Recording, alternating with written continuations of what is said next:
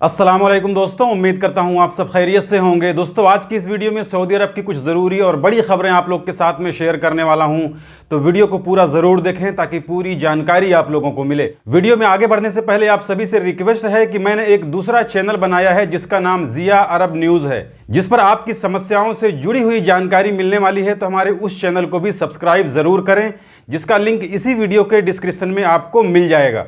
तो आज की इस वीडियो में कई सारी ज़रूरी खबरें हैं, जिनमें से एक अपडेट, वो एक गैर मुल्की ने वीज़ा ना मिलने की वजह से पूरी ऑफिस को आग लगा दी। इसके अलावा एक इंडियन फ्लाइट में पैसेंजर और फ्लाइट क्रू मेंबर के साथ में मारपीट की खबर आई है, जिसमें एक लड़की अपने कपड़े उतारकर फ्लाइट के अंदर नंगी हो गई। इसके अलावा भी कई और सारी ज़रूरी खबरें हैं, तो वीडियो को पूरा ज़रूर देखें। तो आज की इस वीडियो की सबसे पहली अपडेट वो सऊदी अरब के ताबूक से है। तो देखिए, ताबूक शहर में एक परफ्यूम की दुकान ने अपने शोरूम के लिए, अपने स्टोर के लिए लकी ड्रा में 3 कारें इनाम के तौर पर रखी थी, लेकिन बाद में उस स्टोर की तरफ से 2 कार को छुपा लिया गया और सिर्फ 1 कार लकी ड्रा में हिस्सा लेने वाले ग्राहकों को दी गई, जिसकी वजह से 5 लाख रियाल का फाइन लगा है और स्टोर के मालिक को 2 साल की सजा सुनाई गई है। इसके अलावा अगली अपडेट वो मिनिस्ट्री ऑफ हेल्थ की तरफ से आई है, जिसमें इन्होंने कहा है कि अस्पतालों में जितने भी डॉक्टर हैं वो 21 अप्रैल तक अपना कोऑपरेटिव इंश्योरेंस जरूर करवा ले, ताकि उनके पेशे में उनसे होने वाली गलतियों की भरपाई की जा सके। तो देखिए, कल एक अपडेट आई थी जिसमें एक लेडीज और एक जेंट्स डॉक्टर के ऊपर 52,500 रियाल का जुर्माना लगा था, क्योंकि उन्होंने किसी मरीज का गलत इलाज कर दिया था। तो इसी तरह की होने वाली गलतियों की भरपाई के लिए उन्हें 21 अप्रैल से पहले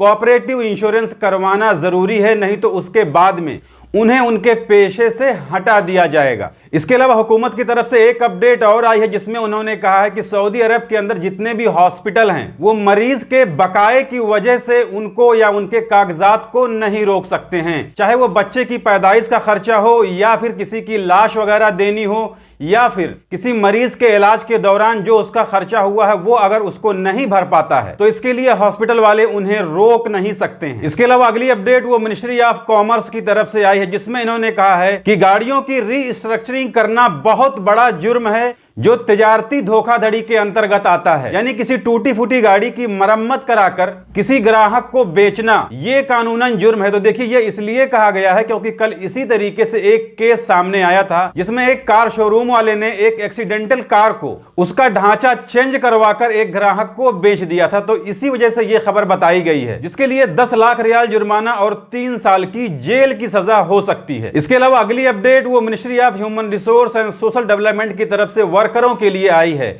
जिसमें इन्होंने कहा है कि कफील अपनी मर्जी से बिना वर्कर के परमिशन के, बिना वर्कर की रजामंदी के उसका दूसरी जगह ट्रांसफर नहीं कर सकता है। यानी वर्कर अगर नहीं चाहता है कि उसका दूसरी जगह ट्रांसफर किया जाए तो कफील सिर्फ अपनी मर्जी से ये नहीं कर सकता है। इसके अलावा अगली अपडेट देखिए, सोशल मीडिया के जरिए इंसानी जिस्म फरोशी के लिए 3 मिलियन रियाल का जुर्माना और 5 साल की सजा बताई गई है।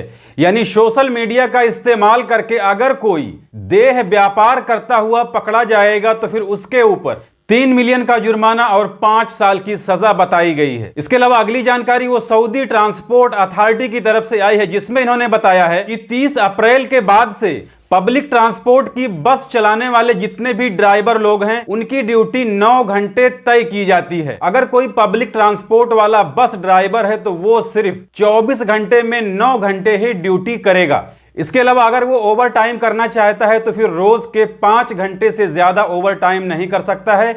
इसके अलावा 4 घंटे लगातार गाड़ी चलाने के बाद में 45 मिनट का उसको रेस्ट भी लेना पड़ेगा। तो देखिए, इसमें पब्लिक ट्रांसपोर्ट की बात की गई है, यानी सरकारी बस चलाने वाले ड्राइवरों की बात की गई है, ना कि किसी प्राइवेट कंपनी के बस चलाने वाले ड्राइवरों के लिए है। इसके अलावा इंडियन एयरलाइंस विस्तारा की फ्लाइट से अबू धाबी से मुंबई आने वाली एक इटालियन औरत को फ्लाइट के क्रू मेंबर के साथ में मारपीट करने की वजह से गिरफ्तार किया गया है। इसमें बताया गया है कि एक इटालियन महिला जो विस्तारा एयरलाइंस से अरब इमरात के अबू धाबी से मुंबई आ रही थी, उसने फ्लाइट क्रू मेंबर के साथ में मारपीट की। इसके अलावा उनके ऊपर थूका। बाद में उसने अपने पूरे कपड़े उतारकर फ्लाइट के अंदर नंगी इधर उधर चलने लगी, और इसकी वजह यह बताई जाती है कि इस महिला के पास में इकोनॉमी क्लास का टिकट था, लेकिन ये बिजनेस क्लास में बैठने की जिद कर रही थी। जिसके बाद में मुंबई एयरपोर्ट पर फ्लाई क्रू मेंबर ने इस महिला को एयरपोर्ट सिक्योरिटी के हवाले कर दिया। इसके अलावा अगली जानकारी देखिए, अरब इमरात में एक एशियाई वर्कर ने, अब एशियाई वर्कर इंडियन भी हो सकता है, पाकिस्तानी भी हो सकता है, इसके अलावा एशिया में जितने भी आने वाले देश हैं वहां से भी हो सकता है। इसमें उसके देश का नाम नहीं बताया गया, सिर्फ इतना कहा गया है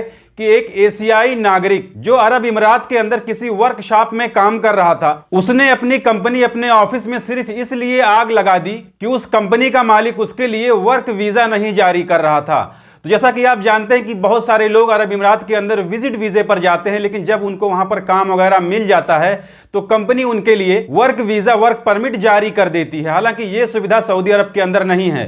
तो वहां पर जाने के बाद में वो एशियाई नागरिक काफी दिन तक उस कंपनी में, उस वर्कशॉप में काम करता रहा, लेकिन उसका जो कफील था, जो मालिक था, उसके लिए वर्क वीजा जारी नहीं करवा रहा था, जिसकी वजह से गुस्से में आकर उस वर्कर ने ऑफिस में आग लगा दी और बगल में एक कंपनी थी, उस आग की वजह से उस कंपनी का भी काफी नुकसान हुआ, जिसमें बताया जा रहा है कि लगभग 12 मिलियन दिरहम से ज्यादा उस बगल वाली कंपनी का नुकसान हो गया। जिसके बाद उस वर्कर पर कार्रवाई करते हुए कोर्ट ने जितना भी नुकसान हुआ है उसका भरपाई करने के लिए कहा है। तो अब लगभग उस वर्कर को 12.5 मिलियन अरब इमराती दिरहम पे करने हैं। तो अब सोचिए, गुस्से में की गई एक छोटी सी गलती की वजह से कितना बड़ा नुकसान उठाना पड़ रहा है। इसके अलावा जैसा कि आप सभी जानते हैं कि कुछ सालों से सऊदी हुकूमत ने सऊदी फाउंडेशन डे मनाना शुरू कर दिया है। तो 22 फरवरी को सऊदी अरब का यौम तासीस मनाया जाएगा, यानी सऊदी अरब का फाउंडेशन डे मनाया जाएगा, जिस वजह से 2 दिन की छुट्टी का ऐलान किया गया है और ये 2 दिन की छुट्टी